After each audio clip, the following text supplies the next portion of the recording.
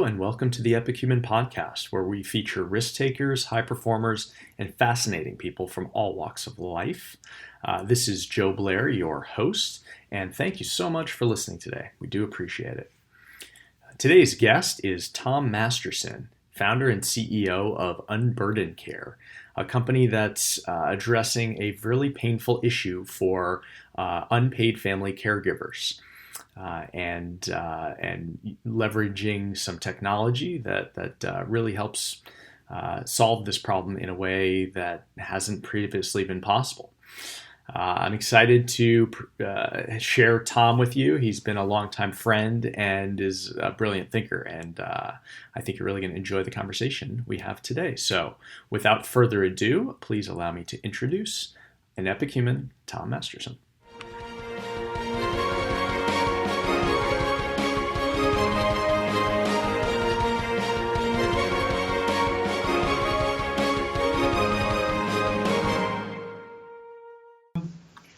All right, we are live with Tom Masterson, founder and CEO of Unburden Care. Tom, thanks so much for being on the podcast today, man. Thanks, Joe. And, I'd be remiss if we didn't open. I think you haven't been on in a while, and you're a new dad since, yet again, a new dad since we've been on the air. So congrats to you, my friend. Yeah, thanks for mentioning that. Yeah, it has been a little bit of a hiatus here at the Epic Human Podcast, but for good reason. Mm-hmm. It's kind of crazy having a third baby, especially a third baby boy in a family that's already kind of crazy, but we're making it work. We're making it work. It's all worth it, and it's all good.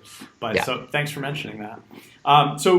Just for context, just to bring us back a little bit, you and I met at HBS. We were both same year there, and I'm not sure if you remember this, but we actually met on the last day of school. We met on graduation day.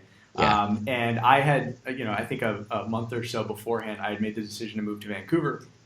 And it was like three people separately said, you got to meet Tom Masterson. He's from Vancouver. He's going back. He loves Vancouver. He loves to talk about it. And I finally tracked you down on graduation day in our caps and gowns. And we just hit it off right away. And then lo and behold, moved to Vancouver. And we hung out quite a bit. And one of my fondest memories of us hanging out together was when you and your family invited me, my wife, and my young, first baby. We're just brand new parents. You invited us to your Christmas Eve dinner, and we didn't have any family in town. We didn't have any friends, around at that point. So that was a very special event for us as a family, and we remember it fondly. And your family is just an amazing group of people, and we really appreciated that. Yeah, as if life wasn't overwhelming enough, you had to deal with the Masterson family on Christmas Eve. Jeez, a few cocktails were had and a few expletives were uttered, I'm sure, but it was a fun night. It was a breath of fresh air, and you guys really made us feel like family, so we appreciated that. We were happy to have you, my friend. So I think what's top of people's mind probably is what is Unburden Care and what is the genesis of it? I mean, people want to know. Yeah. So I'm going to preface this by saying I'm eventually going to change the name of this company because Unburden Care focuses on the experience of being a family caregiver, which for anybody in the audience who's not aware of this, family caregiver is actually a fairly common thing that people take on as a role in their lives. And it's all the at-home non-professional care that's given to somebody who's suffering from some kind of affliction, illness, or injury. And that is provided by somebody typically very close to them. So it could be a spouse, it could be a parent, it could be a child of the person who's actually suffering, or it's living with a condition even is sometimes a better way of putting it, especially in some more chronic cases. And these people end up tacking on about an extra 20 hours of work per week. There are about 50 million of them across Canada and the US. It's a pretty big problem. But I started looking at this about 5 years ago, and you may not have even been aware because she wore it pretty well. But when I came home from business school, my grandfather's health had been in decline for some time. But my mom had taken on the role being the primary caregiver for my grandfather, along with her sister. And so my aunt is an executive in the fashion industry, very organized, very on point, very empathetic.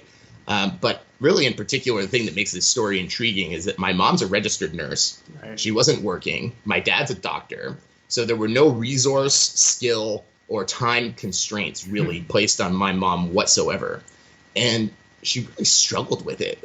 She handled all the stuff that you would expect her to handle very well, all the medical things. But it really got to me that somebody with every resource and every advantage that she had would struggle with an issue like that. And that was when I first became aware of this problem. If you grow up in a family like mine where your parents are both medically inclined, every time there's a medical issue, it's just taken care of. You know, Right. I had a couple concussions and stuff playing rugby when I was a kid. And if I had a separated shoulder, I saw the top shoulder guy in the city in like within a day. If I had a concussion or I had a Bell's palsy at one point when I was younger, like I saw the top neurologist in town, like within 30 minutes of symptoms coming on. But so what this tells you really, if you stop to zoom out on it a little bit, is that caregiving quickly becomes more of a social problem than it does a medical problem. And that's the real crux of this issue. And I can talk about it more, but what I'm really trying to do is improve that experience of being a family caregiver through technology. And the first effort for that is going to be a product that I'm calling Caroline.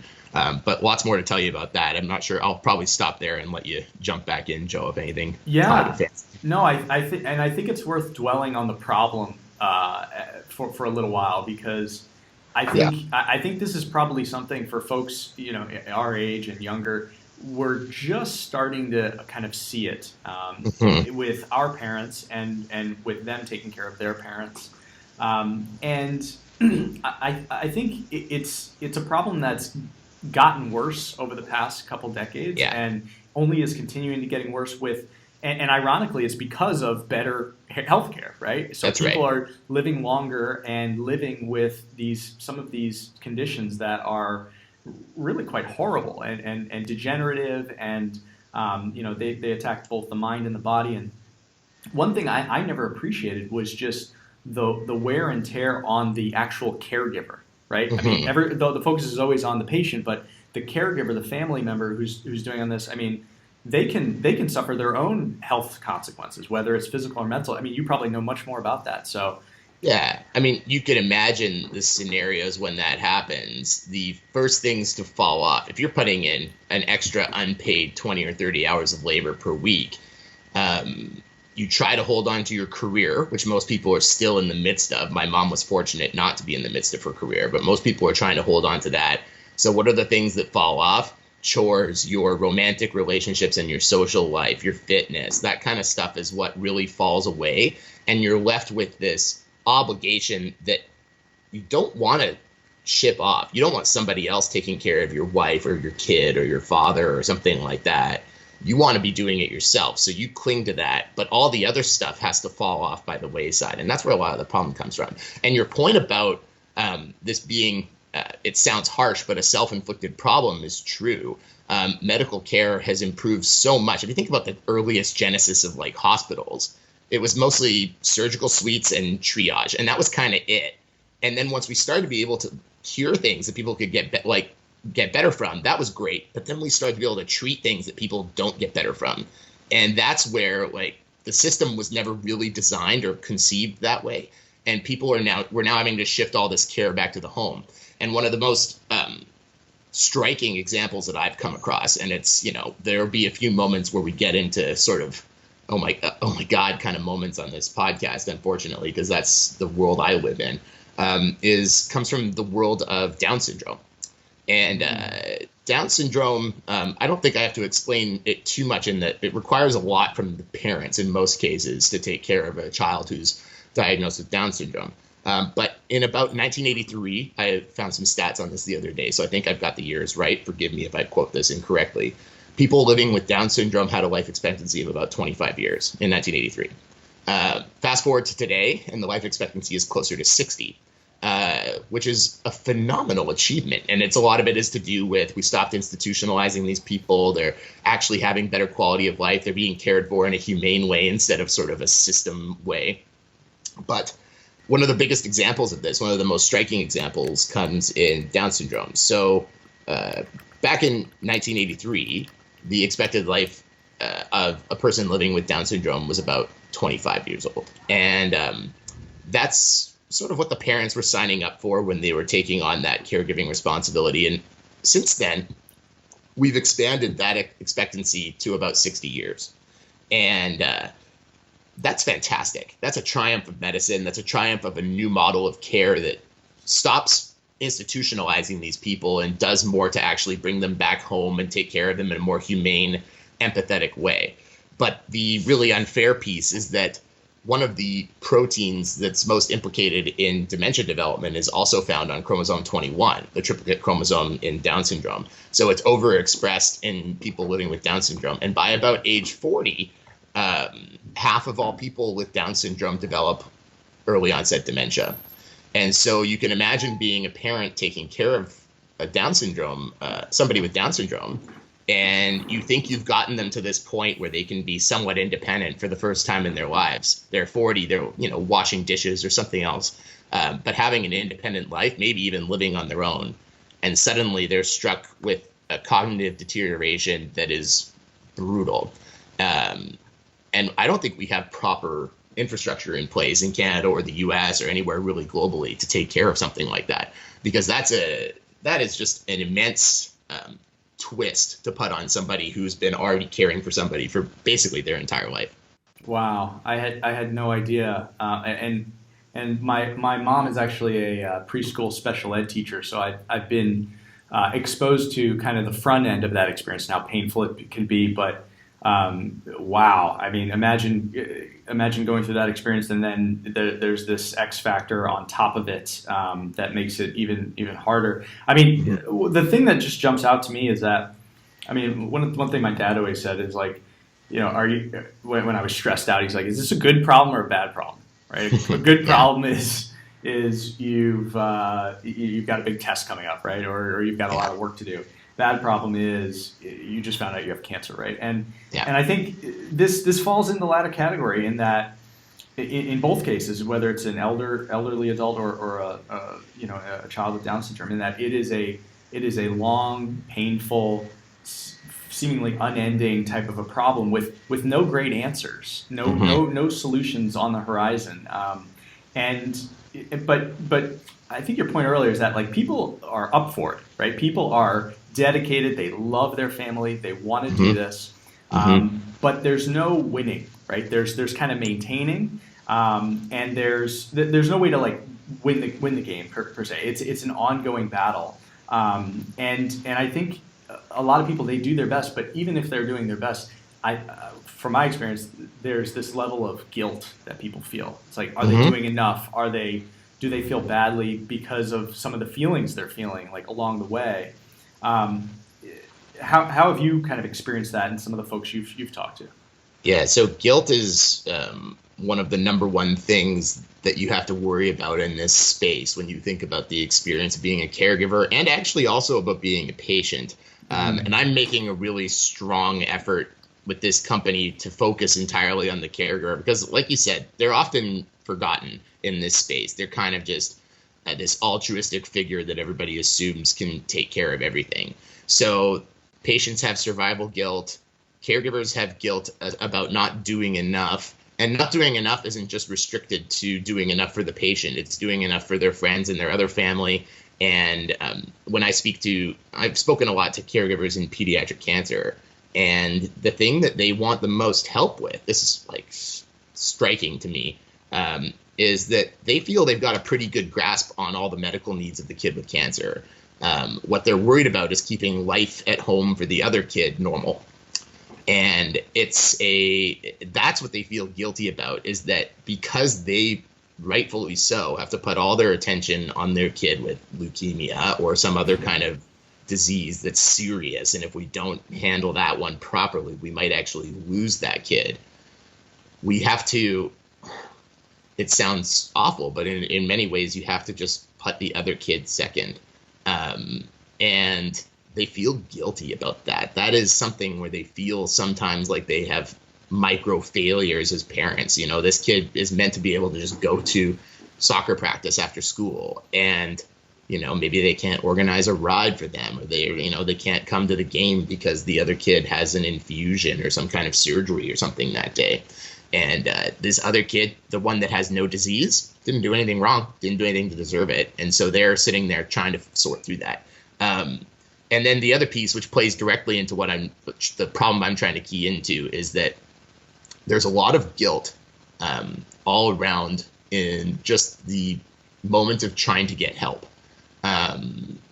People don't want to impose on their friends, especially the same friends, over and over and over again, but they also don't just want to necessarily ask somebody. They're also afraid of having somebody say no. They're afraid even more of somebody saying no. They're afraid of them saying yes when they shouldn't be saying yes.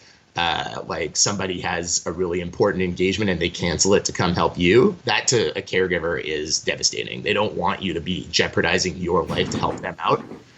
They just would like some support if it's easy enough for you to give it. So it's a really complex emotional framework that people are in. It's probably the most vulnerable moment in anybody's adult life.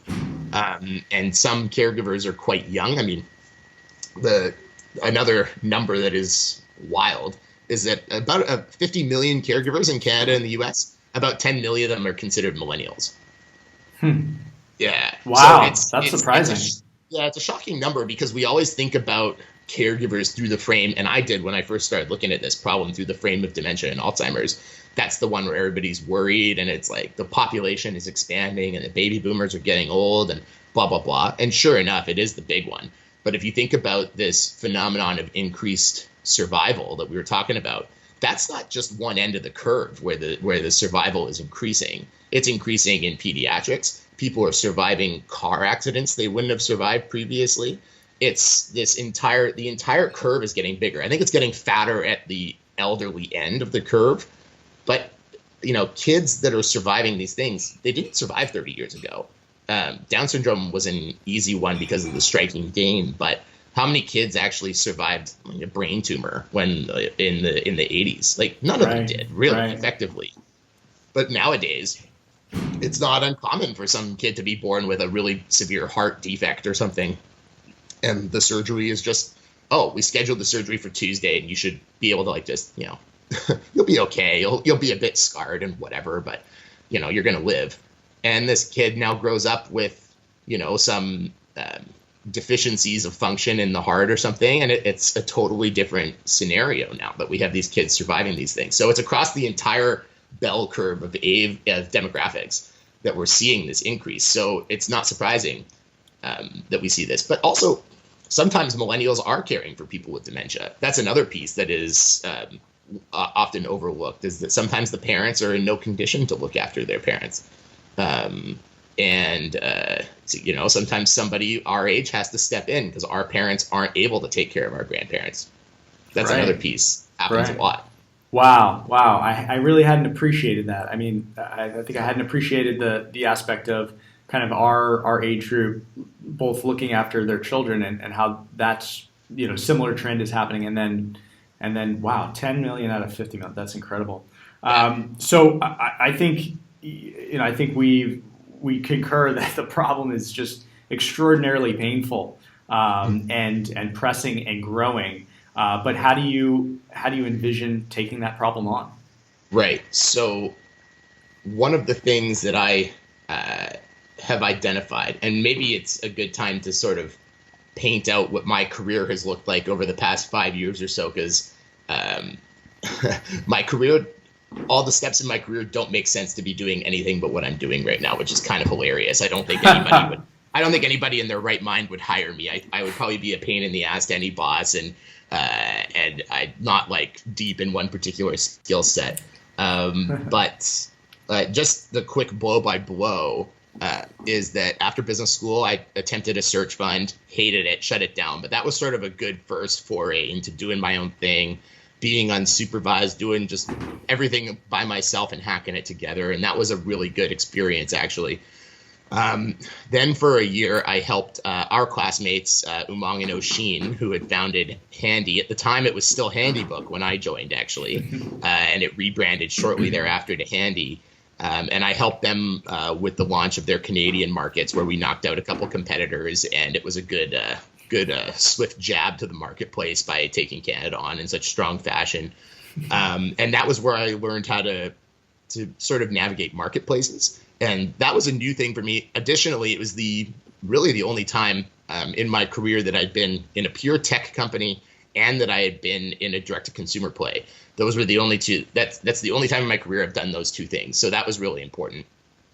And then after Handy, I was the first employee at a genetic analysis contract research organization. So we would actually do microbiome analysis, which is the type of science that looks at the genetics of populations of microbes, bacteria, and fungus. It's the type of science that should be going into your yogurt and everything, like what bacterial populations are good for gut health, or what kind of foods feed good bacterial populations, et cetera, et cetera, et cetera, except like we did everything. So our biggest client was a cosmetics company. We were looking at skin microbiome and what makes beautiful skin from a bacterial perspective. We also did salmon guts and all sorts of other things.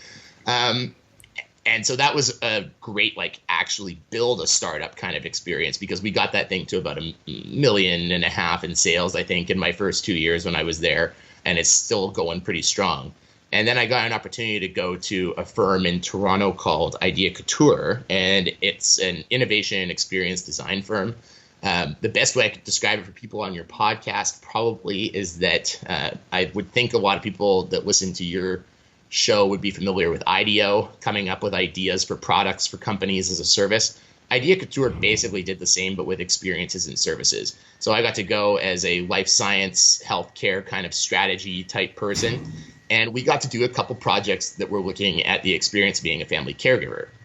And that's where I actually started to build in some context to what that experience looks like. At first, I just sort of saw my mom doing it, and I was kind of helpless. And I was sort of thinking, I wish I knew what to do, but I just sort of don't. And she seems to have all the basics covered. But, you know, like I said, she wasn't exactly herself when she was going through that experience. She sort of lost a lot of things in her life that she would have otherwise been doing. And, you know, I got to see a ton of that actually sort of firmed up with research through some PhD anthropologists that had conducted that on our behalf, that were our employees at Idea Couture. And it was really quite fascinating to see what the true behavioral drivers were in that space and the contextual drivers. And one of the things that kept recurring, no matter what space we were looking at, was the phenomenon that people had a lot of trouble getting help from their friends and family. And that to me was very bizarre, because I always thought, you know, you think of periods when people are mourning a death or something like that, and it's like lasagna, lasagna, lasagna. That's what happens. People just bring it over. There's a casserole at your door every 5 seconds. And so I was thinking to myself, it's weird that doesn't happen in this extended period of difficulty in someone's life. And everybody just kept saying there's always this ambiguous offer of help. Somebody just saying, Joe, what can I do? Joe, let me know how I can help. Joe, like, if I'm there for you if you ever need it. If there's anything I can do, just let me know. And you start to actually think about that. And there's a lot of stuff that makes that a really toxic moment in the caregiving experience. One is that typically those all flood in at about the same time. So in nowadays, like the common way you would experience that is you, Joe, would get 40 text messages from your friends that all say the same bloody thing. And it actually adds to your stress when you're looking at that, because you don't know how to respond to it. The other piece that really, in my opinion, drives this is that people sit there and they hear the word cancer and they think, oh, that means that, this loved one of Joe's is going to be puking their guts out. They're going to need infusions. They're going to be suffering all these side effects. They're going to lose weight and their hair. I say this like with no hair on my head, but they're going to lose their hair. And they feel helpless. They feel confused. They don't know what to say. And that's the real crux of it. They don't know what to say. They don't know what to do. They don't know when to do it. They don't know how to do it. Or at least they think they don't know how to do it. And so they offer something generic, thinking that's the right thing to do. Joe will tell me. Joe will tell me if he needs help. Joe's too stressed out. Joe's sorting through the medical stuff. Joe's not going to tell you how you can help. Joe is going to just be handling it. And then 10 p.m. rolls around once Joe is finally done with his job and his other job, which is now taking care of this person that he loves, that either he's going to go to bed or he's going to open a bottle of wine and forget the day. And that's what the real caregiving experience looks like, is this frustrating, people are out there, people kind of want to help, but they don't get it. And it requires a lot of reframing of what the actual help that you could offer them is. But not only that, it requires better tools. Most caregivers that are trying to set up their own care networks like this, it's a Google Sheet, it's a Facebook group, it's some like really blunt tool. And if the tools that are out there are usually centered on the patient, it's like, how do we coordinate medical records? How do we coordinate their visits to the doctor? And frankly, that's not what the caregiver needs. I don't think. It's my personal conviction is that that's not what the caregiver needs. The caregiver's got that. That's fine. And frankly, that's the doctor's job. So why should this person be handling all these records? So my personal belief is that solving the entire caregiving experience is impossible, and you don't have a person has the mental capacity to actually engage with you in something holistic. So solve one tiny piece of it and solve it very well. What I've chosen is this ability to get help from your friends and family, because I think that's an actionable piece of the problem. Makes sense. I mean, and I think in that moment, I mean, I've been in that moment when there's a death in the family and people show up and they say, if there's anything I can do, and yeah, I mean, to me, it's even awkward saying like, could you bake us a casserole, right? Yeah. But you're right that people do that generally. They just know to do it. But oftentimes it's like, even when you're going through this horrible experience, you're like, well, someone's got to go pick up the flowers, right? Or someone's got to go pick up the dry cleaning that's been there for 2 weeks. And it feels awkward to say when someone says, if there's anything I do, it's like, yeah, great, go pick up my dry cleaning. And I need it in the next 30 minutes. And it feels awkward, and you're already feeling all this guilt about what's going on and what you're not doing to the best of your ability. And then do you want to add to that guilt of pushing things on other people in that direct moment? And most people just, even though they need the help, they'll just pass on it and say, well, I'll take care of it. Yeah. And it's an interesting thing where now most of the form of communication matters in that moment too. Yes. Like if it's a face-to-face and this person's already come to see you, you can sort of navigate what might be easy for them to pick up and take on or whatever. And that's a little easier. They're right in front of you. So, I might not ask, a 65-year-old friend of my mom to go pick up something heavy for me, but I might ask you to do it. If it was, I got to go get, I'm not sure, something heavy that we require for this. I'm not thinking clearly right now, or to go mow my lawn or something. I'm not just going to ask them to do that. That's actually, it's both better and worse in modern forms of communication with text messages and stuff, because it's harder to picture what that person's capabilities are. You're sort of throwing a request into a black hole, and it's like, am I going to get left on read by this person, to quote modern day meme culture or whatever? Am I left on read? Is somebody just going to ignore me and ghost me and on this request? And it's an ambiguous, stressful thing to ask somebody for their help digitally, in a way that it's less sort of gut-wrenching because there's no immediate rejection, but there could be a future moment of awkwardness where you never answered my text when I was in a bad spot. That's pretty bad, and people don't like that. It's tough to ask people for help, and for the people trying to offer it, it's hard too. They don't know where and when to plug in. They have no idea. So it's this brutally flawed moment in that person's, that community's experience, really, that community around that person.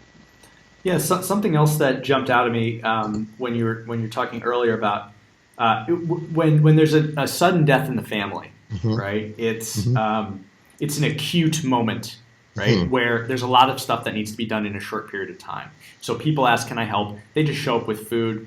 And if you ask them in that moment, they'll probably do it, right?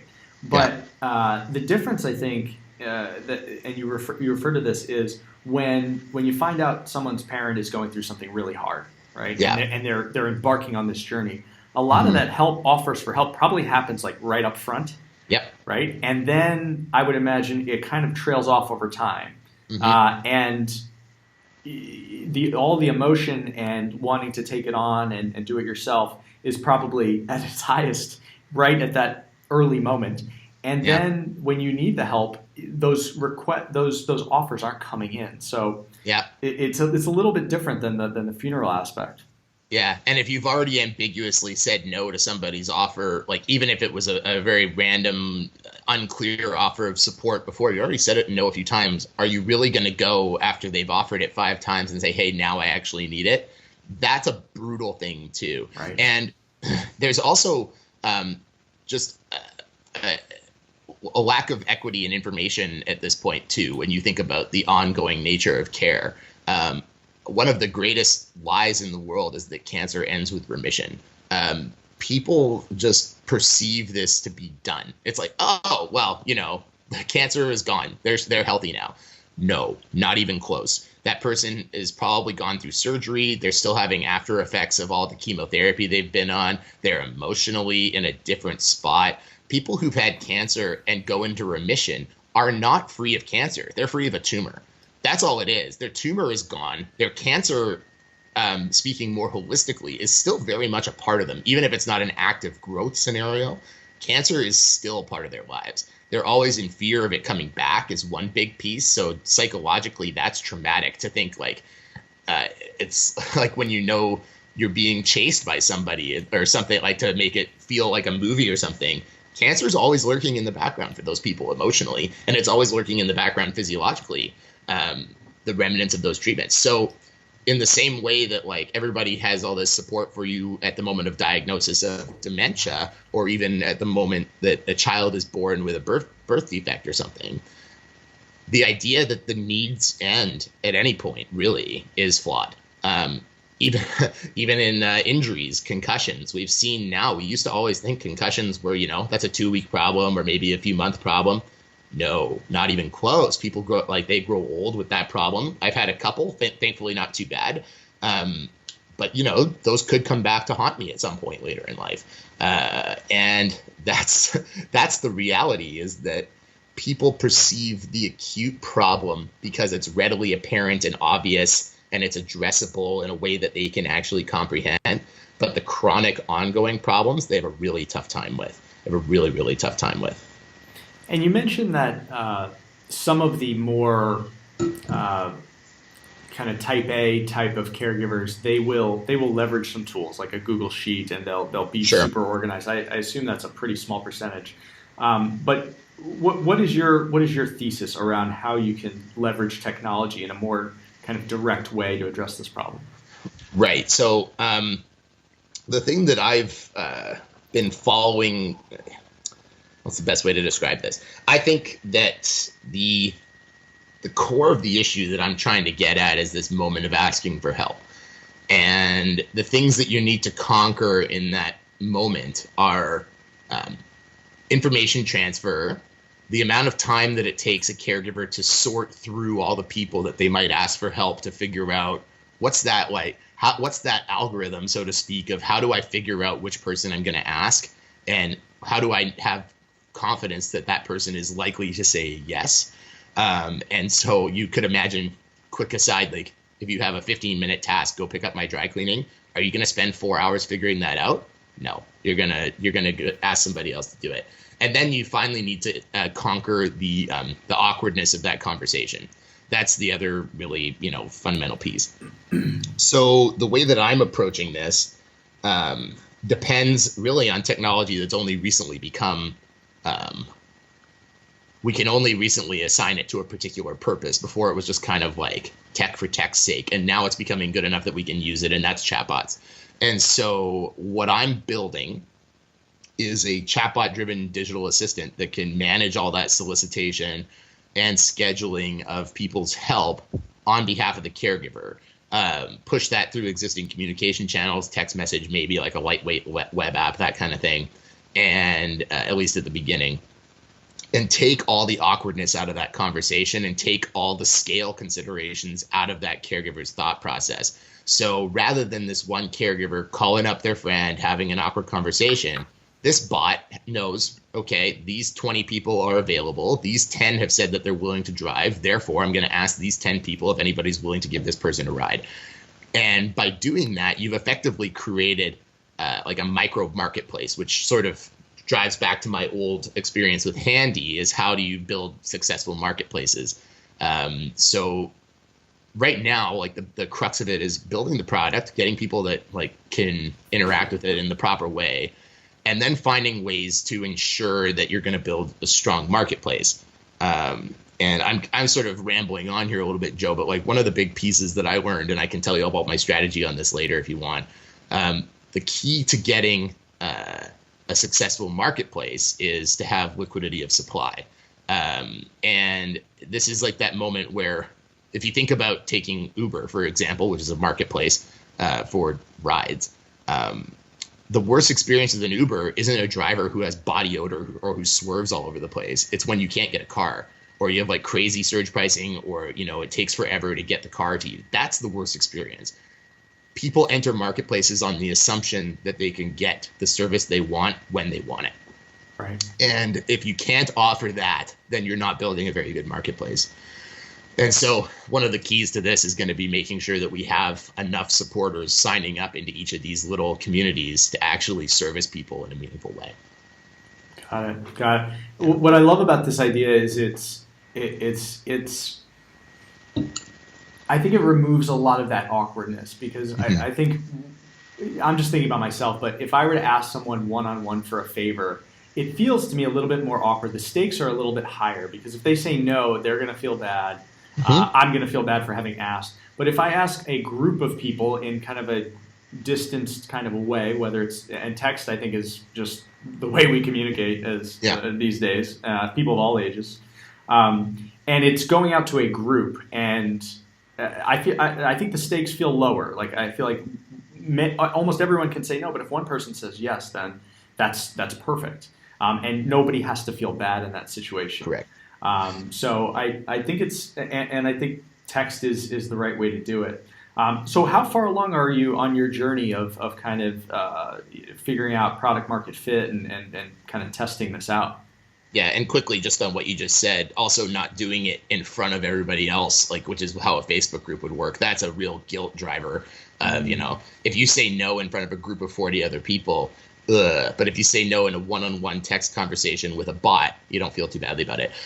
In terms of product market fit, so we're building the first version of the product now, and I'm building it to a fairly high fidelity because the cost of failure in this space is really high. If I was building a picture sharing app, I wouldn't care too much if it was failing on people in the early days when I'm figuring it out kind of thing. But there's no way I'm going to push a product like this into a home where somebody's dealing with this, like the worst situation of their lives. That's just going to be buggy and terrible. So right now we're building that. We'll be testing it amongst a large group of, well, not a large group of people, but a small group of people to figure out, small group of caregivers, which should in turn turn into a large group of people, given that you can get enough supporters, assuming that.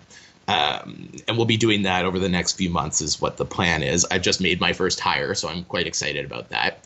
And he's I can't believe I found this guy, frankly, but I can tell you, there's a funny story there actually that I should tell a little later when we get off the product stuff. But one of the things that is driving how I'm thinking about the user fit, which is going to be different than the sales channel, is this liquidity of supply question. And to me, that means that if you're going to get great liquidity of supply, you need an extremely compelling scenario that draws people into that community. And what I've been surprised, and I came into this looking at dementia, I've been surprised to learn and to figure out and sift through is I always assumed that it would be based on severity. You know, you're putting in 40 hours a week with your mom, and that's just brutal. Like, she's got Alzheimer's like crazy, and that's really tough. But what I've come to realize is that it's actually based on how people perceive the fairness of your situation more so than it is the severity. So if you have a mother with Alzheimer's, in some ways, there's a social contract in place that's understood that it's your job to take care of your mom. If she gets sick, that's your job. That's normal. In some ways, some dark way, you're lucky that she got to that age, and therefore you are not actually that hard done by. On the flip side, if you wake up one morning and your kid is diagnosed with a rare bone cancer or something to that effect, that is universally considered unfair. And especially with children who are perceived psychologically to have never done anything wrong, and probably true, that is a far more compelling thing. People will drop everything they're doing. So I think it's an ignored space further. I think people need to be focusing more on these caregiving situations in children because everybody assumes that it's Alzheimer's and dementia. But I intend to go into those spaces first because I think that the supply liquidity will actually be stronger and create better experiences. It'll just be a more appropriate product for that space, in my opinion. So go that way with the product, introduce that assistant into, I'm going to build it around the sort of persona of a parent caring for a kid with cancer. And that's generally how I'm thinking about the first key group of users. And then ideally expand into all sorts of other caregiving situations. And I think you can make a strong claim on efficacy coming out of that situation and moving into other ones, because it's a very emotionally traumatic moment in people's lives. Wow. What an inspiring mission. And if you're successful and you're bringing just even a modicum of peace or relief to a parent going through that, I mean, my own experience, my as you know, because you were there, my first child was born premature, 7 weeks premature. We were in the hospital system with him for 4 weeks, and it was devastating. It was by far the worst experience of my life, and I wouldn't wish it on my worst enemy. There were people, we were in a new country, a new city, didn't know a lot of people. Luckily, I knew you and a few others, but and people did step up to help here and there. But I had that exact experience that you mentioned, where it's like I was just 100% focused on hospital medical stuff all day, and then like 11:30 at night, I would just open a bottle of wine, drink it, not the whole bottle, but drink a glass or two. I wouldn't judge you if you did, though. That's a crazy experience. Yeah, and then and like watch like a YouTube video for like 15 minutes and then just pass out. So yeah, I mean, it's incredible. And I think your point earlier about the fidelity of the product is like super important. I mean, we live in this whole Silicon Valley world of fail fast. You got to put your product out there, and you got to be embarrassed of it, or else you've launched too late. But with a product and a customer of this type, you can't mess it up. I mean, you have to deliver the highest quality product at the very beginning. So the bar for your MVP is going to be much higher. So and I can tell you're and what I hear you saying is you're taking that very seriously, and I think that's the right approach. Yeah, and it's also not only that, it's a very fickle moment for people to figure out that one little piece. So unless the experience is pristine, I talk about this in terms of the idea that right now we live in this kind of Amazon generation where if I can't find it on Amazon, I don't buy it. If I don't get a calendar invite, I don't show up. And it's the idea that the help itself that people offer doesn't have to be made any easier. Like, I don't need somebody to make it easier for me to pick up groceries from my friend. What I need is the act of giving help to be made easier. And that's the entire crux of this issue. So I look at a company like GoFundMe, and I think GoFundMe has figured this thing out perfectly. All you do is you have a well-identified need. Somebody's having a major surgery or something like that. I'm anywhere in the world, and I click a few buttons, and I can make a contribution against that direct, well-framed need. It is beautiful. It works really well. They have certain problems that have been discussed at length in recent times with fraud and everything else. But really, at the core of it, it's allowing people to conceive the need and feel like they've made a difference in that person's life, and that's all people want. The problem is nobody's done that for time, and that's what I'm trying to do. Is like, how do we actually make the process of giving time easier? And that's how this thing needs to feel. And if I can't get to a level of it feeling natural like Amazon or GoFundMe does, then this product just won't work. Like, putting out an inferior product here does not work. It just, in my opinion, I have a firm belief on that. It just does not. So it has to be done properly up front, is the point. Makes sense. Yeah. And super exciting vision and this journey that you're on. And as I understand, you won an award recently for. Could you talk about that? Sure. So the Harvard Business School Club of Toronto, which largely functions as the Harvard Business School Club of Canada, really, there isn't one in Vancouver, nor is there one in Montreal. So if there's going to be a Canadian HBS event, it happens in Toronto most of the time.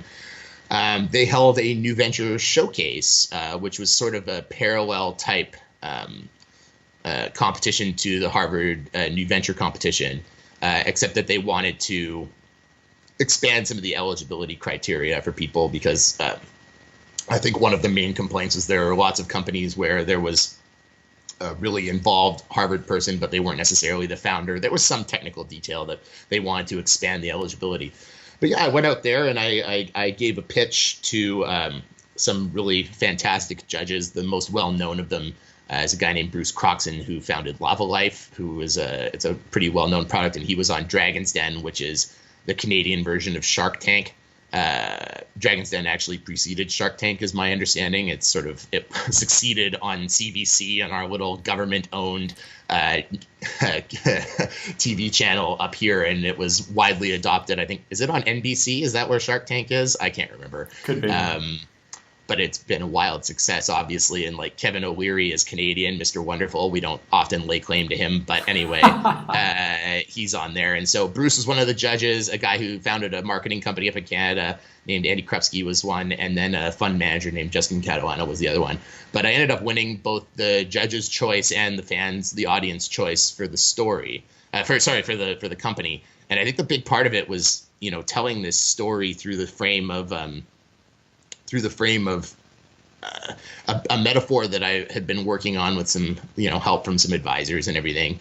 But generally, the idea of restoring a model of a village for taking care of somebody. And the old phrase, "it takes a village," I think that used to be really true. Like, you would help people in that way. And it's not just being close knit. Like, that's a very lazy way of describing it. I think it's that the patterns of life in an old village were just so markedly different. You would see a person going through an experience like this at church, down the road, from your front porch. You might even see them like out with the wheelchair or something like that. And it was very easy to know what was going on in that person's life. Nowadays, you could have a fairly good friend of yours that lives in the same apartment building as you and not see them for 3 months. And if you did see them, it was on their Instagram feed, and you're only seeing like the layer of their life which they choose to share with you. So while technology has left us recently a lot more connected, it's left us far less intimate. I would argue less intimate than we've ever been as a culture is right now. And so what this behooves us to do is that if we're going to restore the village mentality of care, we have to be able to bring people who have fallen off of this intimacy with this person who's going through this experience and bring them back to a place where they can actually feel more connected to that person on a day-to-day basis. And I think that's one of the big tricks, is to get the village mentality back. Technology just hasn't been applied the right way. It's not that it can't do it. Like, a text message could very easily keep you up to date every day on what's going on in this person's life. It's just nobody's doing it properly yet, I think. It's just a new application of existing tech. Yeah, I mean, it's one of the big ironies of technology, that, as you aptly stated, more connected, less intimate. And I mean, you've seen kind of rise in depression and suicide among young people, and it's really quite sad in the way it's evolved. But I'm a believer, and it sounds like you are too, in that technology, if applied in the right manner, has the ability to correct some of these things. And this I think is a great example. And congrats on the award. That's huge. I know it's a very competitive event, and a good signal for you that you're heading on the right track. I would love to. We've already covered a little bit about your background, but one of the things. A big part of our audience are kind of younger people who are early in their careers or in school, and they're still trying to figure out like what they want to do. And they look at someone like you and they say, wow, like this guy is starting his own company. He's going after a really important problem. How inspiring. But I just wanted to zoom out a little bit, take us back to when you were younger. Mm-hmm. Like you said, you come from a family of doctors. Your dad's a prominent doctor in Vancouver, and your mom's a registered nurse. Did you ever feel that pressure to become a doctor and yourself? And if so, like how did you deal with that, and how did you find your way kind of early in your career? It's funny. Like in some ways, no, and in some ways, completely felt the pressure to be a doctor. Not only is my dad a doctor, his dad was a doctor, and his dad was a doctor. So it's running the family, and a very funny thing. I don't think I developed the ability to think critically about this until a lot later in life, like until the end of university, really, and even in my first job. But frankly, without any other Mastersons besides my dad, who were male in the family, I never in my entire life have known a Mr. Masterson. It's always been a Dr. Masterson or a Mrs. Masterson. And those are the only two I knew, was a doctor and a Mrs. And to me, like hearing the name Mr. Masterson, it still doesn't sound right, which is bizarre because I've just never known anybody but a Dr. Masterson. So I grew up thinking my entire life, I was a pretty good student in high school. I usually took all the AP science classes and all that kind of thing. But my parents basically, they raised me with the idea that I should just basically, the one lens I should view my life through was to make my parents proud, was basically the only thing they ever said. And I think that's more powerful than any stick as a parent, is the pride stick. There's like, it does all the work. It does all the work of the stick for you, but it feels like a carrot in a weird way. So I think that was good.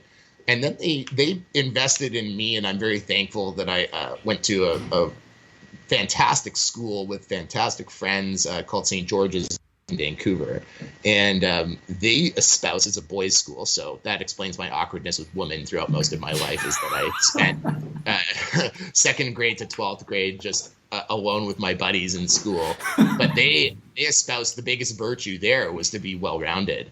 And so I never shied away from doing all sorts of stuff. So like my resume coming out of high school, so to speak, was weird. Like I was an A student, mostly in sciences. I had become very good at pottery, like throwing. I was able to build like tables out of clay, like just spun on a wheel. I had been in the provincial honor band as a tuba player, believe it or not. Wow. I was the assistant captain of the rugby team. And in my spare time, this is the big one that still is, I haven't done it in 10 years, and it's still the thing that like competes with Harvard on my resume for the most striking thing, is that I was a competitive barbecue chef from the age of like 12 to about 24. And my cousin Ron and I actually won the Canadian National Championship in 2004. And we were the first Canadians to ever win in the United States in 2002 at the Oregon State Open. What? So, yeah. Did you not know that? I had no idea. That's crazy. Yeah. So it was this hilarious thing where, I was never the top of my class in anything aside from like the barbecue. I was a fat kid, so I only became very good at rugby and like by the time it was about grade 11, grade 12, like a junior and senior in high school kind of thing. So I sort of bloomed late on a ton of things, and thinking was actually also one of them. So I went off to UBC, which is University of British Columbia, which maybe some of your audience might not know the University of British Columbia, but it's actually a really great school. I think it's usually in the top 20 globally for life sciences. Massive school, 65,000 students. including grad students. Huge campus, which you'll know where it is, Joe, on like the west tip of Vancouver. Yep. Great school, huge school. But like I was going through that entire process at that school thinking to myself, med school, med school, med school, med school, med school, not even really stopping to think about it. And then toward the end, I had a first time like stop to think critically about my dad's life. And I thought, well, you know, I want to say for sure my dad is fantastic. I'll tell you about my parents in a minute, but he did not have full control over his schedule. Fair point. Like if you're going to get called to the ER to save somebody's life, as he's a surgeon, yeah, you go. But at the same time, that means you can never be fully confident. You can attend a rugby game, a band recital, all those types of things that you might want to do with your kids. And so I sort of started to think about this, like, how can I get a bit more autonomy in my life than being an on-call surgeon? And so I thought, well, maybe I'll be a dentist. And that should have been my first clue that I didn't actually want to be a clinician, that I would just pivot so easily off of medicine. And so I took a job at a medical device company that sold a dental laser. It was their first product called PerioWave. And I thought that'll just look good on my resume. And about 3 months in, I was sitting there and thought, man, this is really fun. I'm analyzing data and doing all this kind of like business stuff, which I never knew anything about. Frankly, they were like I had no idea about half of the realities of being in business. And, you know, that reflects in my like lack of demands for salary and stock and all sorts of things that I didn't make when I was young. And now I know a lot better. And so I decided to stay, and I'm getting a bit off of the early life story, but this is sort of how I got my start. Sure. Was a woman who had been running marketing across the country went on maternity leave, and having been in this intern type position for 3 months or so, I just went to one of the VPs and I said, do you know who's going to take that job? Because I would love to coordinate marketing across the country and just do that full time. And they were surprised. They thought I was going to go back to school. And they said, sure, like this help saves us from recruiting. And you know all the data already, so just go ahead. We'll give you a shot and take it on. And so I said, fantastic. And then the next day after that, Carolyn Cross, who was my boss and later became a mentor and a huge figure in my life, she walks into my office. She's the CEO. And she just sort of pauses and says, so I hear you're going to stay. And I go, yeah. And she goes, oh, that's great. Would you ever consider trying sales? And I said, I don't see why not. And she walked out kind of satisfied with that answer. And she fired 2 salespeople the next day and gave me their jobs as well. So within the span of a day and a half, I'd gone from being an intern to having 3 people's full-time jobs. And that was my next year and a half or so of that. And I did really well in it, which may be more a reflection on the quality of the salespeople than it was on me, frankly.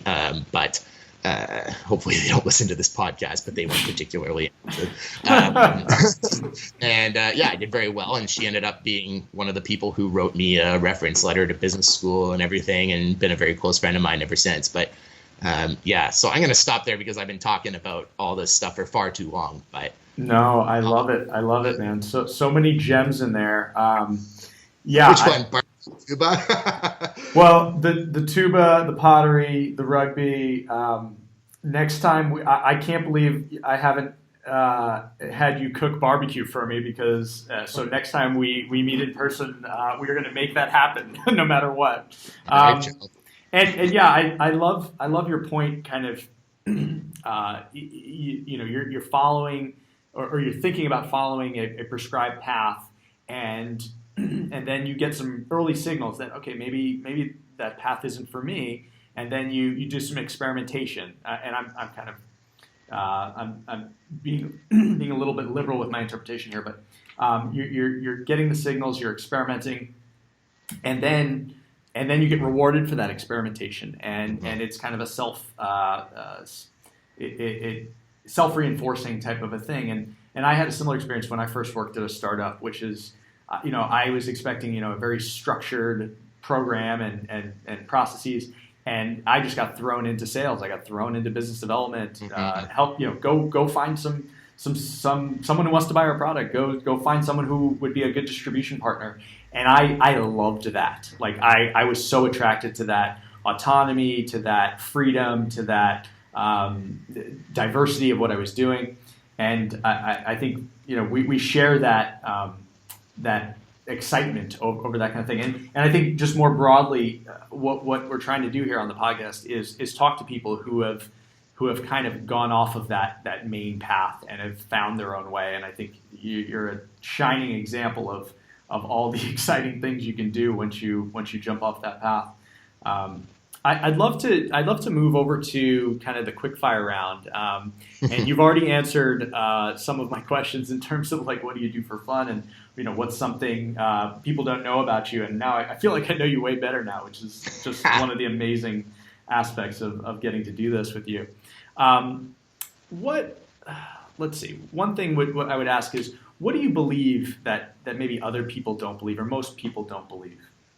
Yeah. This sort of plays back into what you and I were talking about just a second ago. I'm going to swear a little bit on your podcast, so hopefully that's okay. Go for it. I think anybody that claims they know what they're going to be in 5 years is full of shit or not very fun. It's one of the two.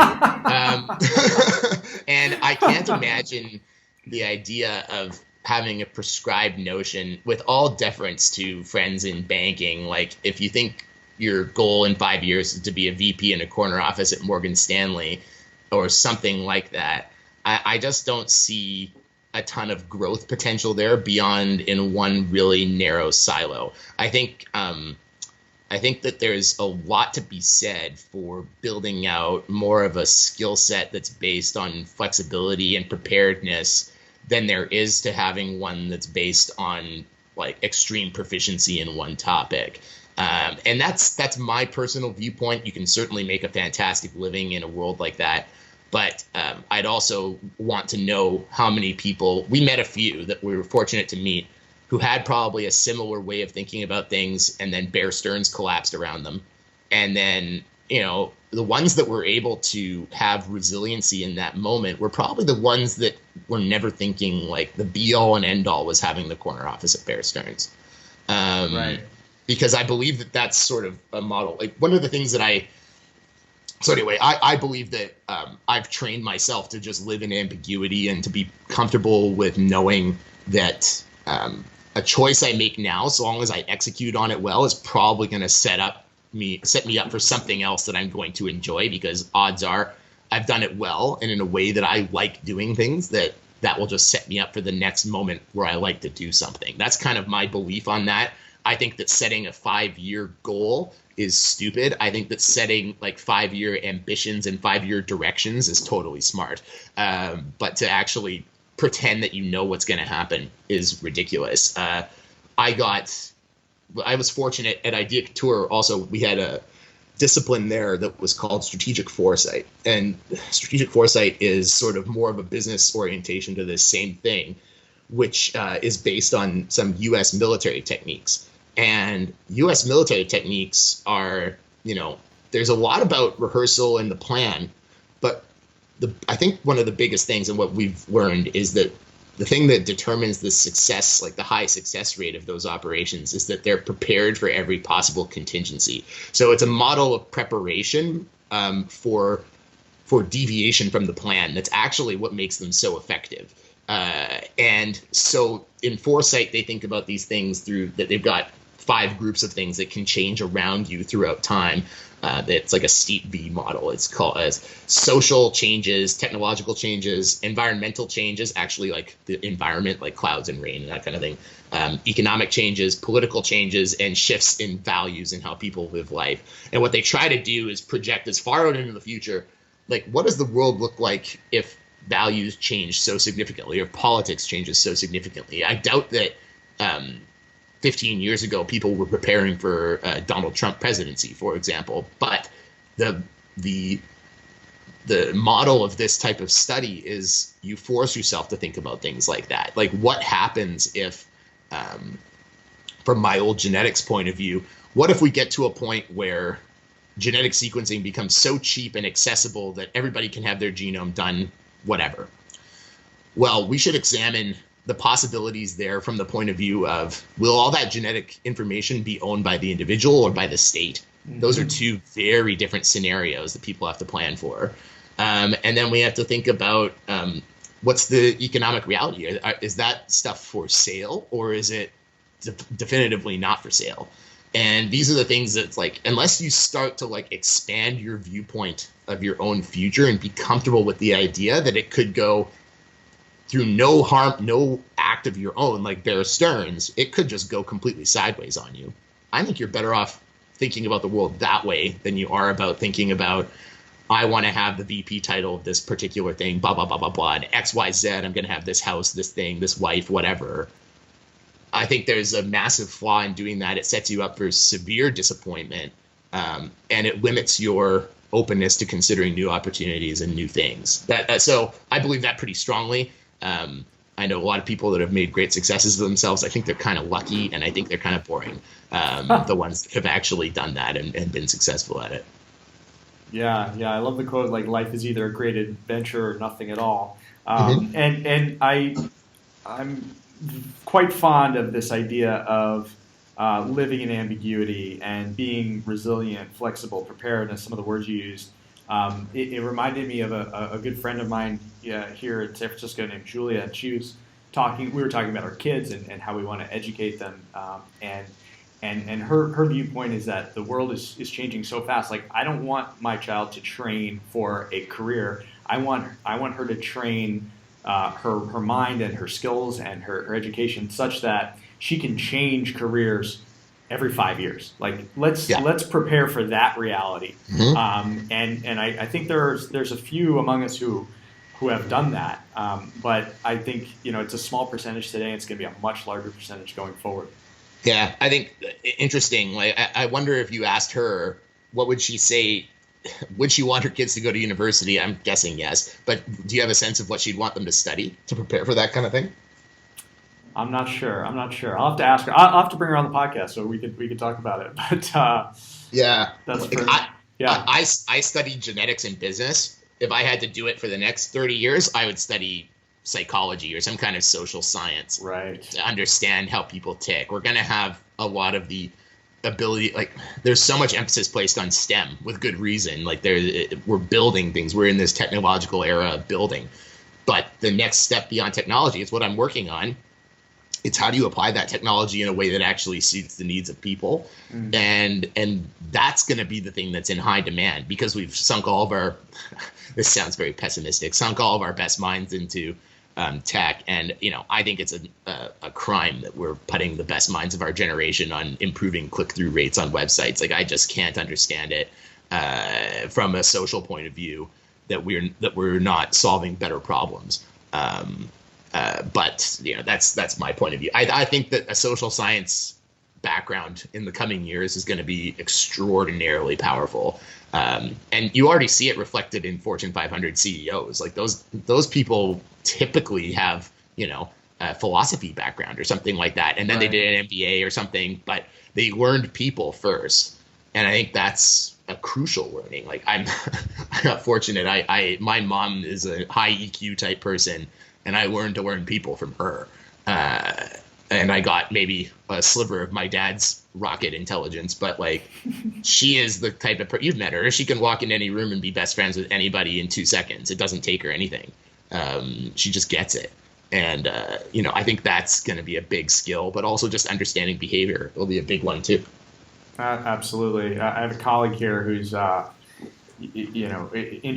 talking to his daughters about, hey, maybe we're going to need people who not only understand robotics, like going forward in automation, but what about the ethics of robotics and automation, right? And I think that plays to what you're saying. One last question on the quickfire is just, what is one quote that's meaningful to you, that you think about often, or you want other people to hear? Yeah, and apologies, the quickfire round hasn't been super quick. I keep talking. That's okay. This is how it's supposed to be.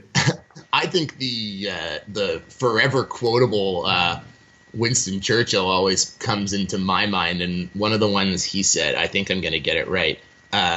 Now is not the end. Now is not even the beginning of the end, but it might be the end of the beginning. No, sorry, something like that. Now is not the end.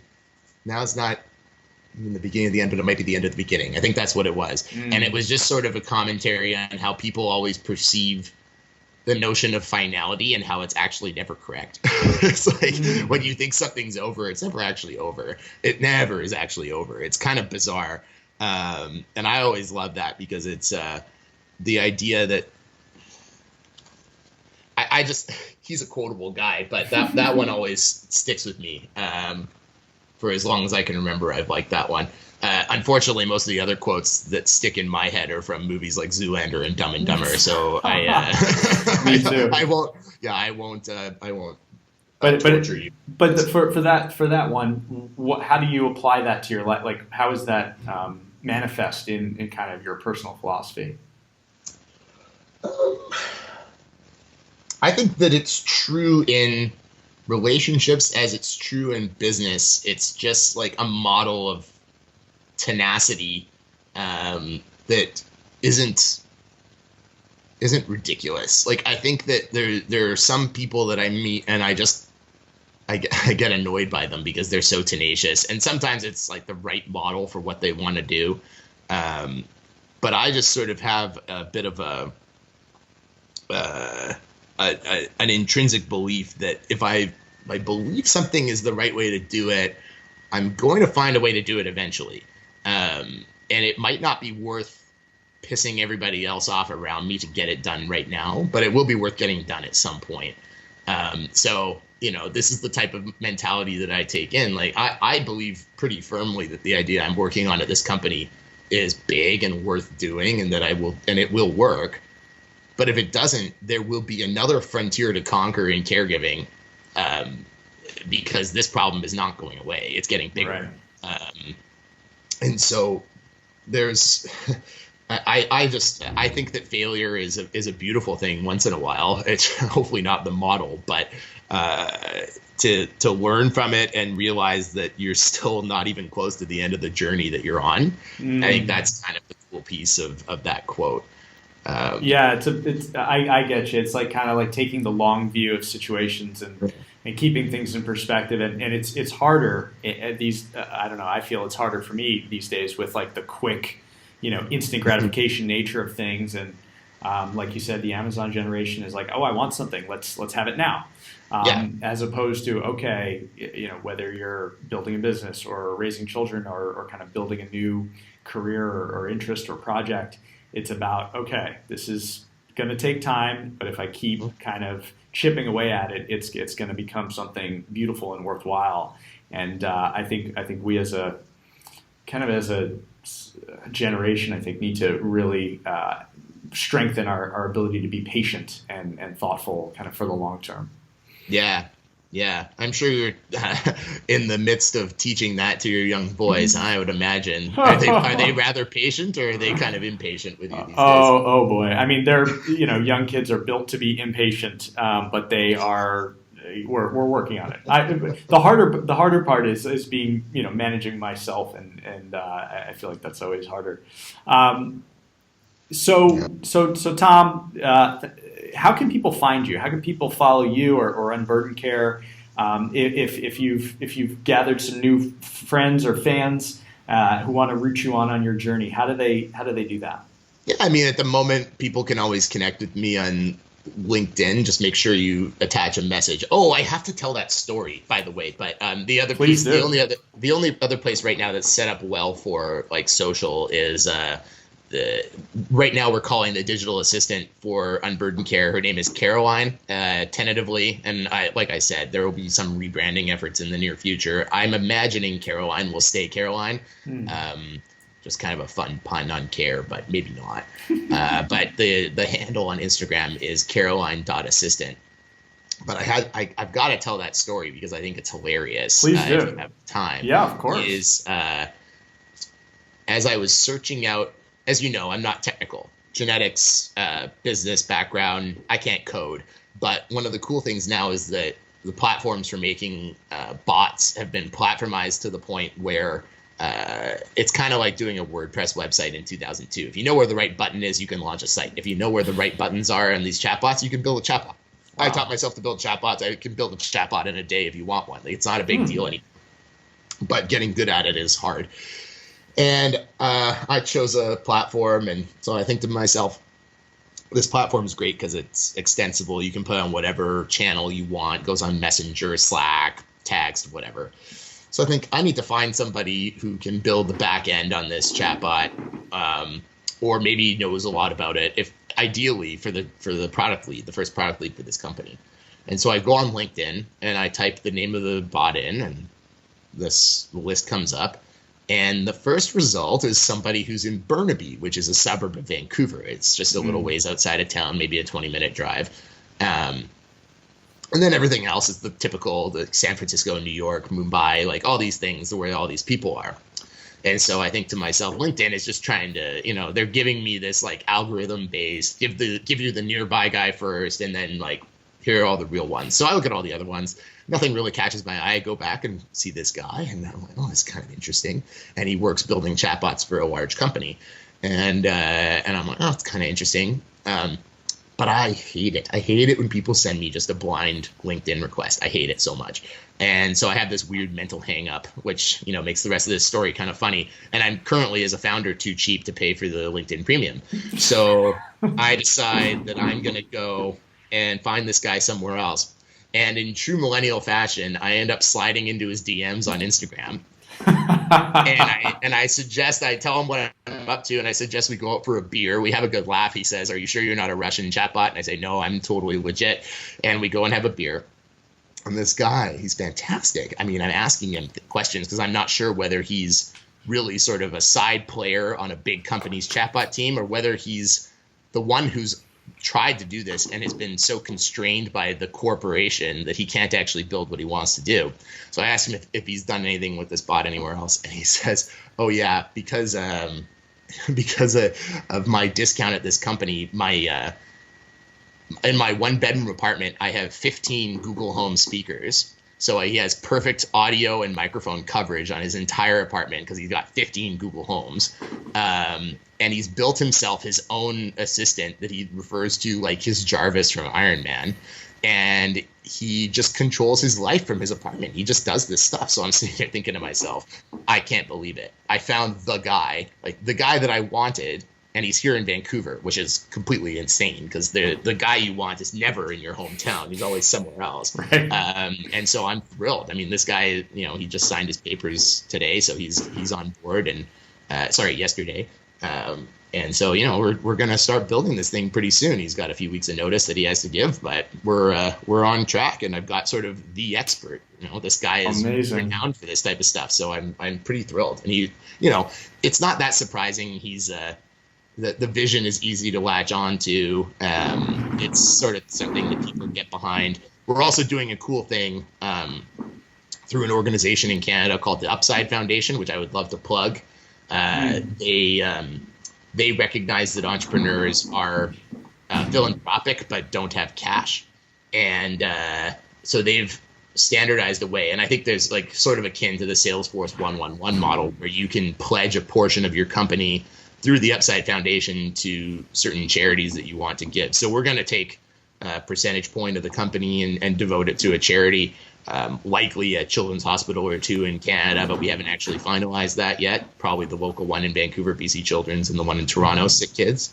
And we're really excited to try to add one more layer of social impact to this venture, because it's already in the right lane for me, and the idea that I can support a charity like that is really meaningful. It's something I wanted to do anyway, but the fact that it's standardized and promoted and they network you and everything, it's just really fantastic. Amazing. Canada is quite adept at supporting their entrepreneurs, which a lot of people don't know. And congratulations on finding the one. I mean, every hire in an early stage company is so important. So that is amazing.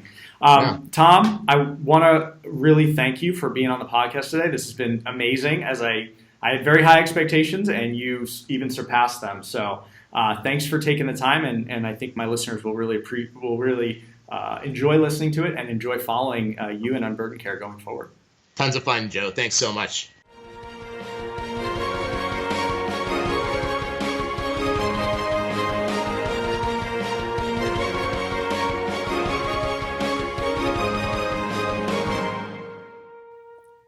Thanks again for listening to the Epic Human Podcast. We really do appreciate you.